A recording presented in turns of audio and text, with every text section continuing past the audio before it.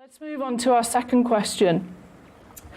Steve, do you think there's any difference for GDPR on B2C and B2B marketing? Absolutely none. And there's been a reference made to what's going to be replacing the current privacy and electronic communications regs, and that's the new e-commerce and new privacy regulation that's coming in. A lot of people assume that, I think quite rightly, when we talk about legitimate, there'd be a reasonable expectation that if you're in business, you might be less inclined to complain if somebody spams you because you're out to try and build relationships with people.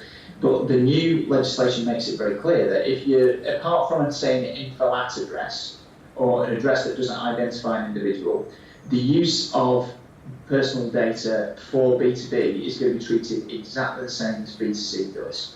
And there's been some debate about that previously, but I think everybody has been out to events and then handed a business card out, been added to a mailing list that they didn't expect to be signed up for.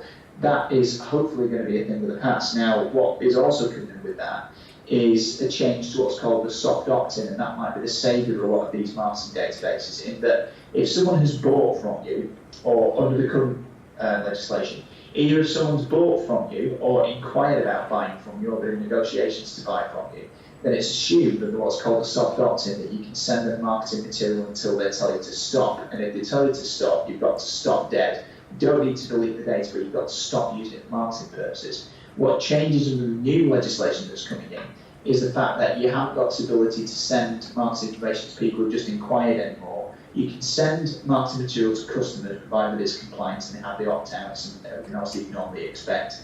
But this wider remit of the soft opt-in is going to go, again, because they want to stop spam. But if you think about the reason why the EU draft people would want to be able to do that, is because if you are communicating with someone using their details to discharge a contractual obligation to actually provide a service, then that's one of the legitimate interests that the GDPR talks about, that the ICO talks about. And that kind of hints at the fact that this isn't meant to gum up business and make marketing impossible. It's not. It's just meant to make people do it properly. So like a lot of different things, I don't think there's going to be any difference between B2C and B2B marketing, apart from the fact that B2B might not just complain about it as much. No, I think that's certainly true. If you think about things like MailChimp or email subscribers, you can still have the situation where you've got one person that raises a complaint and the whole of your MailChimp list gets pulled down off the system. So I don't think the rules and regs are any different. And I think also that they're still people. The question might be is, how far can you take an info at or a support at, or, the definition of that in line with the ICO. So, David, have you got anything to add to that? Well, I agree with Steve. B2C, B2B, view it as the same. You have got the soft option.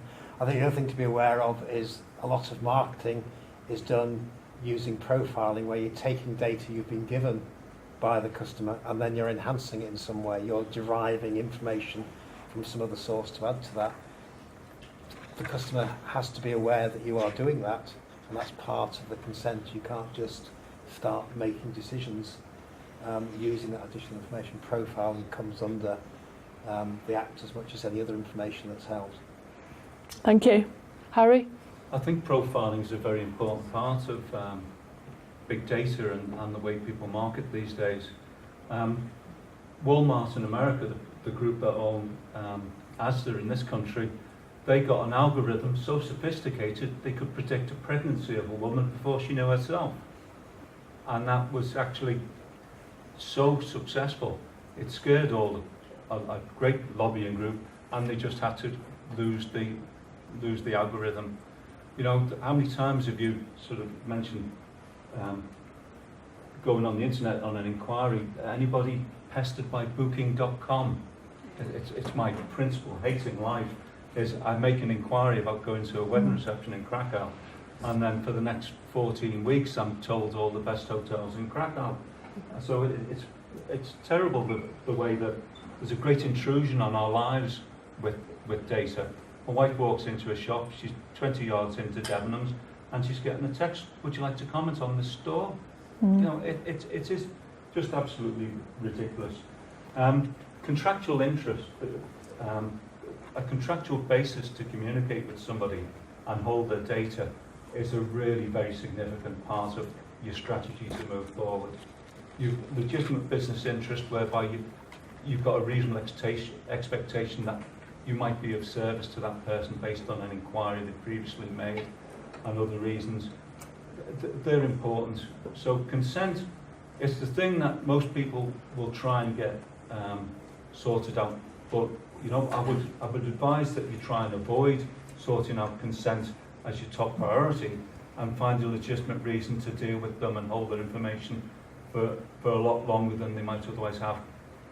For instance, if you make a sale to somebody, you've got a warranty. If you employ somebody, you've got to maintain employment records in case they picked up asbestosis or something while they were employed. If you worked in a school, they've got to have your data in case some children without time limit can come and say you were abused by somebody who worked in the school.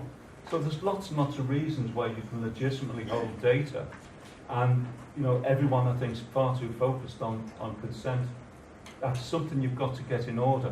But don't just think that's the only way you can do business with people.